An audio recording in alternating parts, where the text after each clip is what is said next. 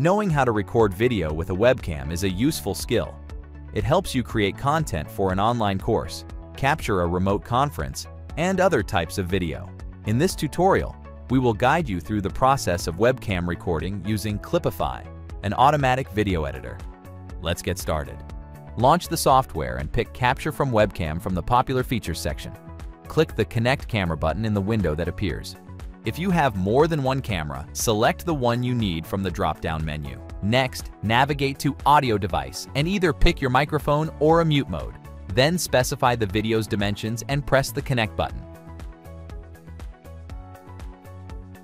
Before you start recording, take a moment to adjust the settings according to your preferences. First, click the Webcam Settings button. Next, adjust the brightness and saturation, tweak the sharpness, white balance, and other settings. You can also reset the image settings to default if you are not satisfied with the result. Now, hit the Start Recording button.